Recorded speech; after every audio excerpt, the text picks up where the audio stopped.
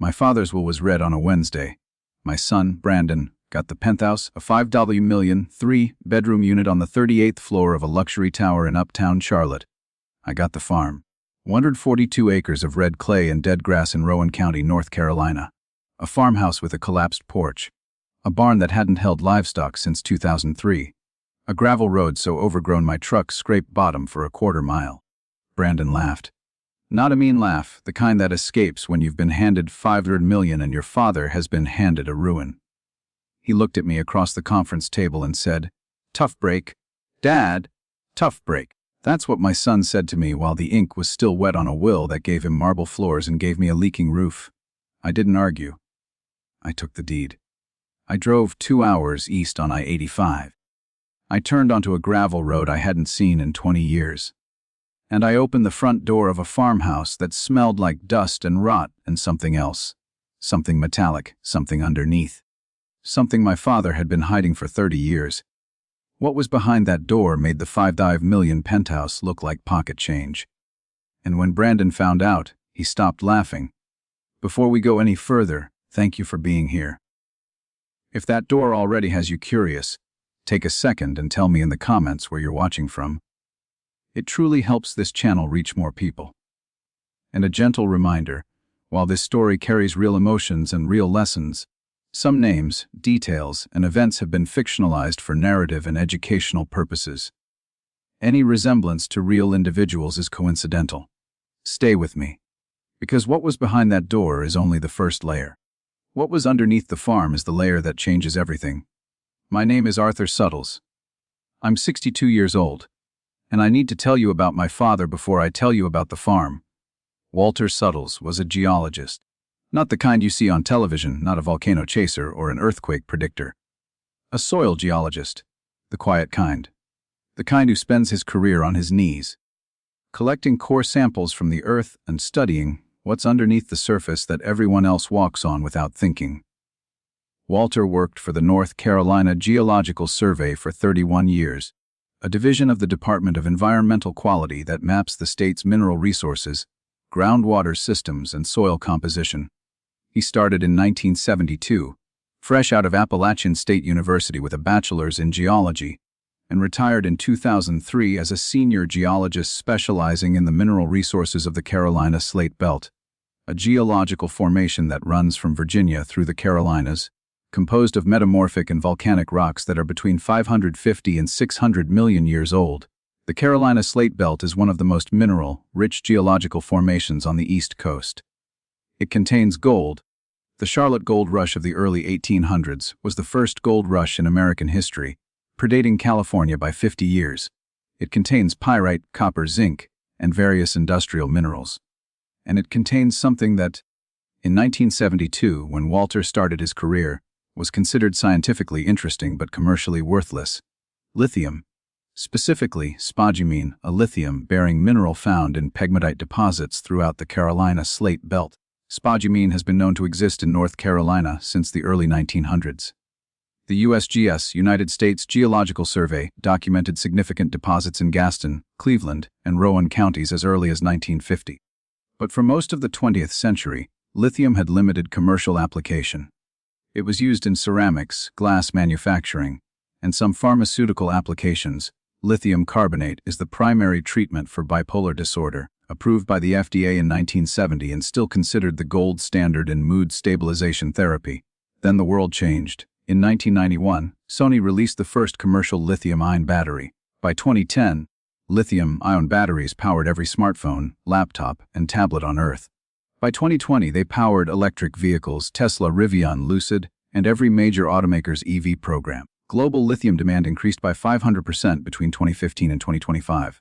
The price of battery-grade lithium carbonate rose from $6,000 per metric ton in 2015 to over $40,000 per metric ton at peak demand in 2022, before stabilizing around $25,000 in 2025. North Carolina, specifically the Kings Mountain Lithium Belt in Gaston and Cleveland counties, became the most valuable lithium deposit in the United States.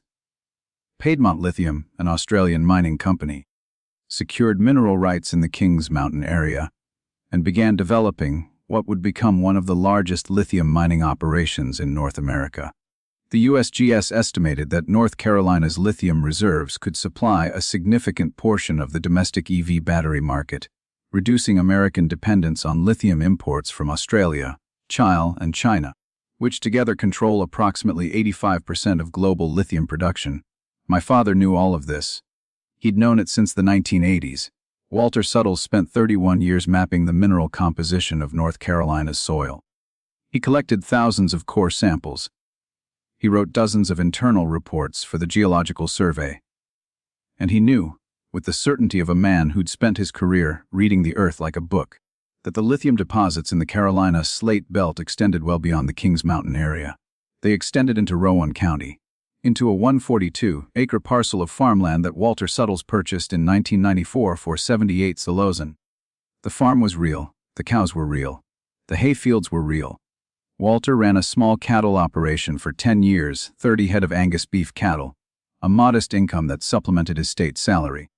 But the farm was never about the cattle. The cattle were the cover. The farm was about what was underneath, the pegmatite deposits that Walter had identified through private soil testing in the late 1980s. Deposits that contained spodumene concentrations comparable to the richest areas of the Kings Mountain Belt. Walter never mined the lithium. He never told anyone about it. He never filed a mineral rights claim or contacted a mining company. He simply bought the land, ran his cattle, and waited. He waited because he understood something that most people don't understand about natural resources. The value of a mineral deposit is not determined by the mineral itself. It's determined by the market. And in 1994, lithium was worth $3,000 per metric ton. It wasn't worth mining. Walter waited 30 years. He waited through the smartphone revolution, through the laptop revolution, through the electric vehicle revolution. He watched lithium prices climb from $3,000 to $6,000 to $15,000 to $40,000 per metric ton. He watched Piedmont Lithium acquire mineral rights 40 miles south of his farm. He watched the world discover that the ground beneath North Carolina was one of the most valuable lithium reserves on the continent. And he never said a word. Not to me, not to Brandon, not to anyone. He just kept running cattle on 142 acres of land that was sitting on top of an estimated 1 million metric tons of lithium bearing pegmatite. Walter died on January 8, 2025. Congestive heart failure. He was 83. He died in a nursing home in Salisbury, North Carolina, the Rowan County seat, 15 minutes from the farm. He'd been in the nursing home for 2 years. I visited every week. Brandon visited twice, Christmas 2023 and Christmas 2024. 2 visits in 2 years, both under 3 hours. Both spent asking Walter about the estate and whether he'd gotten his affairs in order. Walter's affairs were in meticulous order. They'd been in order since 1994. The will was read on January 15, 2025. The law firm of Henderson and Cole on West Innes Street in Salisbury. Conference room, fluorescent lights. A table with 4 chairs, the attorney, me, Brandon, and Brandon's wife, Kelsey, who came because she wanted to see the penthouse on paper before she saw it in person. Harold Henderson, the attorney, a man who'd known my father for 30 years, read the will. The Charlotte penthouse, valued at $5 million, was left to Brandon James Suttles. The penthouse had been purchased by Walter in 2018 as an investment property, part of a portfolio that Walter had built quietly over decades using his state pension, his cattle income, and a series of smart real estate investments in Charlotte's booming uptown market. The farm, 142 acres in Rowan County, including the farm and all structures, was left to Arthur Wayne Suttles. Assessed value per the Rowan County Tax Office, $210,000. Agricultural land in Rowan County is assessed at approximately $400 to $1,800 per acre under the state's present use value program, North Carolina General Statute 105-277, 4, which taxes farmland at its agricultural use value rather than its market value, $210,000. That's what the tax records said the farm was worth. That's what Brandon saw. That's why he laughed. Tell break, Dad. Harold Henderson didn't laugh. Harold Henderson looked at me over his reading glasses with an expression I didn't understand at the time, the expression of a man who knows something you don't and is waiting for you to catch up. Arthur, there's a sealed addendum to the will. Your father instructed me to give it to you privately after the reading. An addendum, a separate document, for your eyes only. He was very specific about that. Brandon looked up. What addendum? Why wasn't it read with the rest? Because your grandfather directed otherwise. The addendum pertains solely to the farm property and is addressed to Arthur. Brandon shrugged. He had his 5,000 million penthouse. An addendum about a 210,000 farm wasn't worth his attention.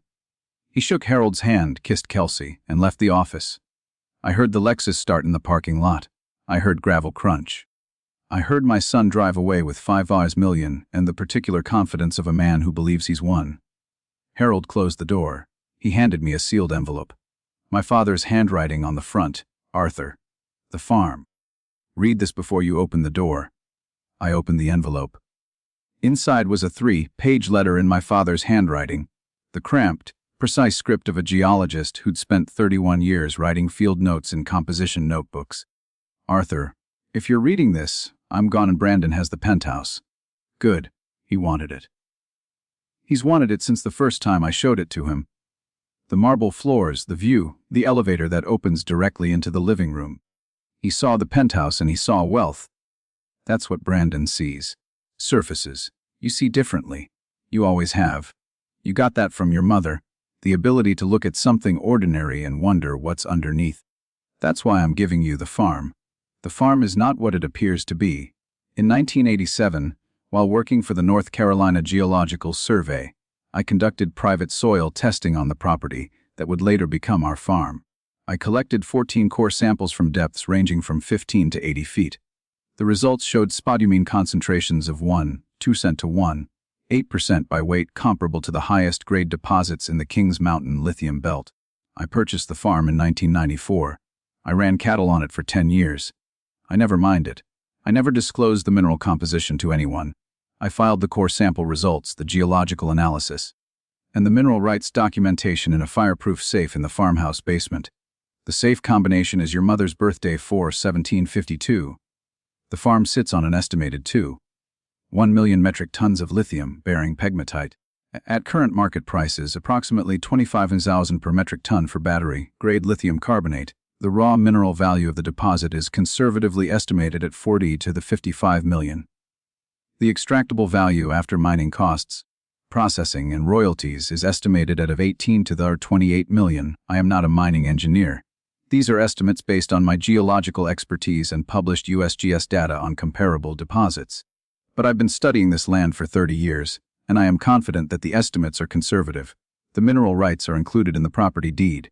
Under North Carolina law NCGS 142, 1 through 142.9, mineral rights transfer with the surface property unless explicitly severed. I never severed them. The deed you now hold includes full mineral rights to everything beneath those 142 acres. In the farmhouse basement you will find the fireproof safe containing the core sample results and geological analysis, a complete mineral rights title search confirming that no prior owner severed the mineral rights, a letter of intent from Pacific Mineral Partners, a lithium exploration company based in Charlotte, expressing interest in leasing the mineral rights for $2.4 million per year with a 5% royalty on extracted lithium. Contact information for a mining attorney named Russell Vance at McGuire Woods LLP in Charlotte, one of the largest law firms in the Southeast, specializing in mineral rights and natural resource litigation. Arthur, the penthouse is worth $5 million. It will depreciate. Luxury condos in Charlotte have a 15-year depreciation cycle tied to building age, HOA assessments, and market saturation. In 20 years, the penthouse will be worth $3,000 million. The farm is worth $40 to $55 million. It will appreciate. Lithium demand is projected to increase 300% by 2035, driven by electric vehicle production, grid-scale battery storage, and consumer electronics. The deposit under our farm will become more valuable every year for the next 30 years. I gave Brandon the surface. I gave you the ground beneath it. I love you both. But I gave the farm to the son who visits, the penthouse to the grandson who doesn't. Because land, real land, with real value underneath, goes to the person who will take care of it. Not the person who will sell it.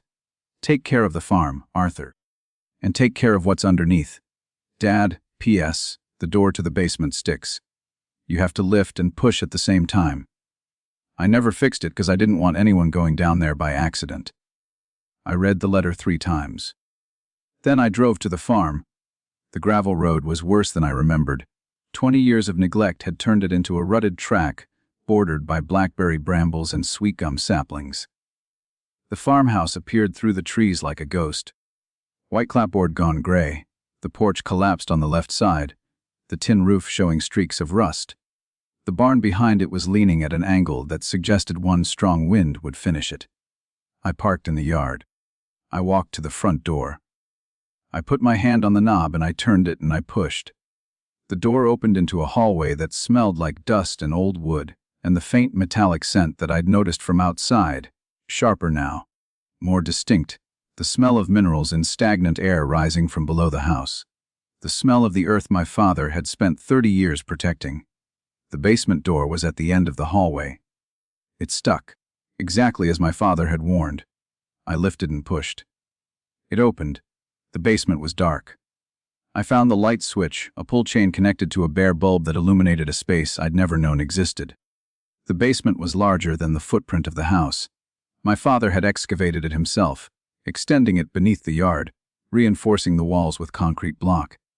It wasn't a basement. It was a vault. The fireproof safe was against the far wall. A SentrySafe commercial model, rated for 2 hours of fire resistance at 700 degrees Fahrenheit, UL Class 350 certification. I entered the combination 04752, my mother's birthday, April 17, 1952. The safe opened, inside exactly what my father had described. 14 core sample reports, each one typed on North Carolina Geological Survey letterhead, not official state documents, but personal copies formatted in the style Walter had used for 31 years. Each report showed the location of the core sample on a hand-drawn map of the property, the depth of the sample, and the mineral composition analysis. The spodumene concentrations were consistent across all 14 samples: 2% to 8% by weight. For context, the Kings Mountain deposits that Piedmont Lithium is developing have spodumene concentrations of approximately 1% to 15%. My father's farm had higher grade ore than the most valuable lithium deposit currently being developed in the United States. Behind the core samples was the mineral rights title search, a 22-page document prepared by a title company in Salisbury, tracing the mineral rights ownership from the original land grant in 1789 through every subsequent transfer. The conclusion: mineral rights had never been severed from the surface property. They passed intact through every deed, every sale, every inheritance. The mineral rights belonged to whoever owned the 142 acres. I owned the 142 acres. Behind the title search was the letter of intent from Pacific Mineral Partners, a lithium exploration company headquartered in Charlotte's South Park District. The letter, dated September 2024, offered a mineral lease at $2.4 million per year for an initial term of 10 years, with a 5% royalty on all lithium extracted during the lease period. The letter estimated total royalty payments over the 10-year term at $12 to $18 million, depending on extraction volume and market prices, $4 million per year, in lease payments alone, before a single ton of lithium was extracted, before a single royalty check was written, just for the right to explore and develop the deposit. My father's 210,000 farm was generating more annual income than Brandon's $5 million penthouse was worth. I called Russell Vance at McGuire Woods LLP the next morning. Russell was exactly the kind of attorney my father would have chosen, a mineral rights specialist with 25 years of experience in North Carolina resource law, a partner at one of the largest law firms in the Southeast, and a client list that included mining companies, landowners, and the state of North Carolina itself. Mr. Suttles, I've been expecting your call. Your father and I have been in contact since 2019. He retained me to review the mineral rights, the geological data, and the Pacific Mineral Partners lease offer. Everything is in order. And never told me. He wanted you to find it yourself, he said, and I'm quoting, "Arthur needs to open the door. If I hand him the key, he'll think it's a gift. If he opens the door, he'll know it's an inheritance. Your father was a deliberate man. He was a geologist. They're all deliberate. He also asked me to tell you something when you called. He said, tell Arthur that the best things in this world are underground. Minerals. Roots. Foundations. The things that hold everything up are the things nobody sees." I signed the mineral lease with Pacific Mineral Partners on February 28, 2025. The terms $4 million per year for 10 years with a 5% royalty on extracted lithium. Pacific Minerals' geological team conducted their own core sampling and confirmed my father's findings: spodumene concentrations of 2% to 7% across the property, with the highest grade deposits concentrated in the eastern 60 acres near a pegmatite intrusion that my father had identified in his 1987 analysis.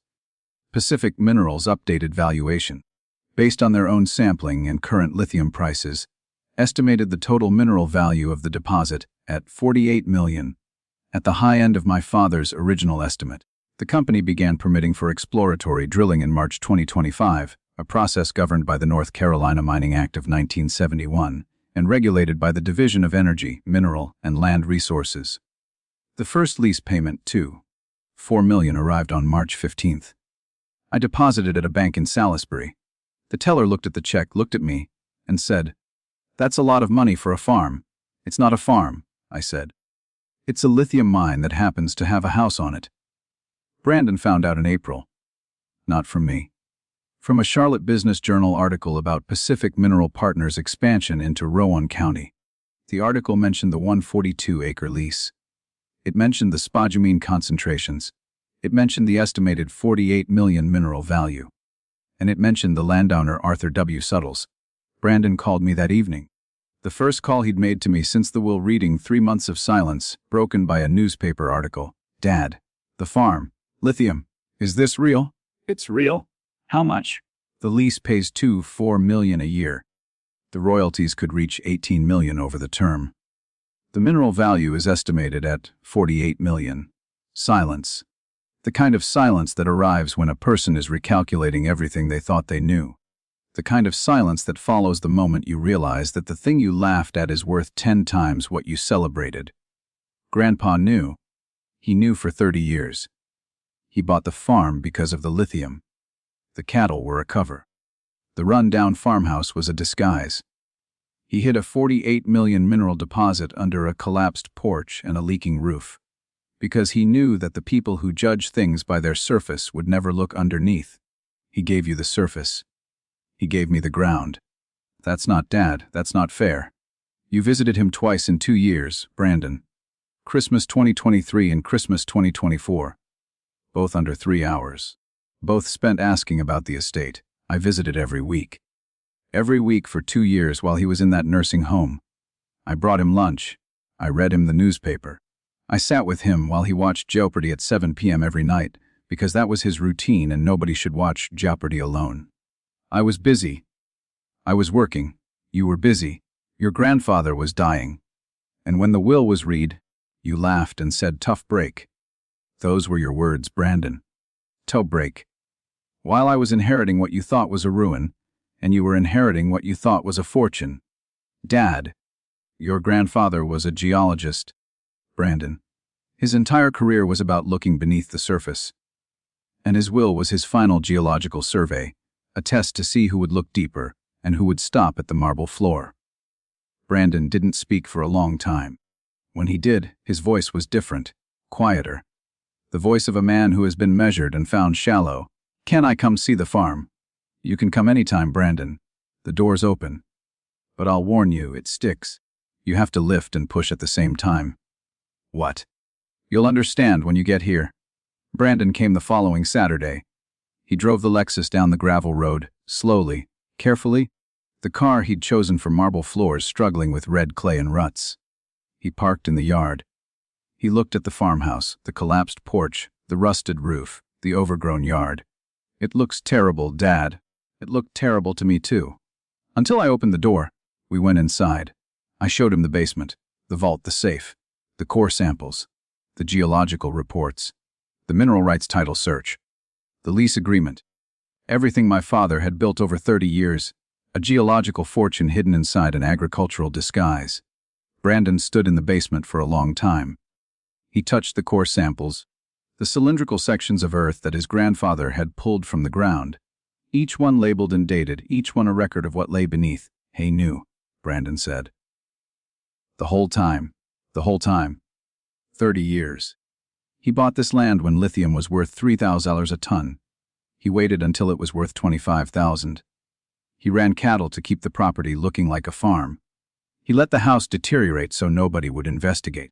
He filed the mineral rights in a safe with a combination that only family would know. And he put it in his will for the son who visits, not the grandson who doesn't. He was testing me. He was reading you, the way he read the earth. He looked at you and he saw the surface, the suits, the Lexus, the penthouse appetite. He looked at me and he saw something else. Not because I'm better than you, Brandon. Because I showed up. Every week. With lunch and the newspaper and Jeopardy at 7 p.m., Brandon sat on a crate in the basement. He was quiet for 5 minutes. Then he said something that surprised me. I deserve the penthouse. Maybe. Not because I'm worth more. Because I only look at surfaces. Grandpa knew that. He gave me what I could see. He gave you what I couldn't. That was the moment. Not the 48 million. Not the lease payments. Not the geological reports or the core samples or the mineral rights. The moment my son, standing in a basement beneath a run-down farmhouse in Rowan County, understood that his grandfather's will wasn't a distribution of assets. A geological survey of his own family. Surface and depth. Marble and mineral. The things you see and the things that hold everything up. Today, I live on the farm. Not in the old farmhouse. I had it demolished and rebuilt. A new house, simple, 3 bedrooms. A porch that doesn't collapse. A roof that doesn't leak. I used $180,000 of the first lease payment. The rest is in a trust managed by a fiduciary advisor, structured to provide income for the rest of my life, with the principal going to a geology scholarship fund at Appalachian State University, my father's alma mater. The scholarship is called the Walter Suttles Earth Sciences Fellowship. It provides full tuition to 1 geology student per year. The first recipient was a 19-year-old woman from Rowan County who wants to study mineral resource mapping. My father would have loved that. A geologist, funding geologists, from the earth he spent his life studying. Brandon still has the penthouse. He hasn't sold it. But he visits the farm now once a month, sometimes more. He walks the property. He asks questions about the lithium, about the mining process, about the geology. He's learning to look beneath surfaces. Last month, he brought his son, my grandson Tyler, 8 years old. Tyler picked up one of Walter's core samples from the basement and held it up to the light and said, "What's inside this?" Grandpa? "Lithium," I said. "It powers your tablet. It powers electric cars. It powers the future. Was it always in there? Always. Since before there were people. Since before there was a farm. Since before there was anything on this land except the land itself. How did great-grandpa know?" He looked. That's all. He looked when nobody else was looking.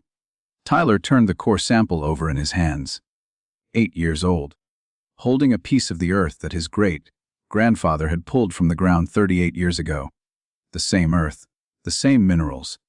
The same patience, passed from one generation to the next, underground, invisible. Holding everything up, I'm Arthur Suttles. I'm 62 years old. My father gave my son the 5 million penthouse and gave me a run-down farm. It took me 1 door to realize what he'd done. Not because the lithium was behind the door. Because the lesson was, the best things in this world are underground, minerals, foundations. The things that hold everything up are the things nobody sees. My father saw them, for 30 years alone. In silence. And he left them for the person who would look. If this story touched you, leave a comment. Tell me, would you have taken the farm or the penthouse? Share this with someone who needs to hear it. Subscribe for more stories about family, truth, and the things beneath the surface. Before we close, this story, like all stories on this channel, contains fictional elements crafted for entertainment and educational purposes. If this type of content isn't for you, that's completely okay. Take care of yourselves. But if you stayed until the end, thank you. Walter would have liked you. He always said the best people are the ones who dig deeper.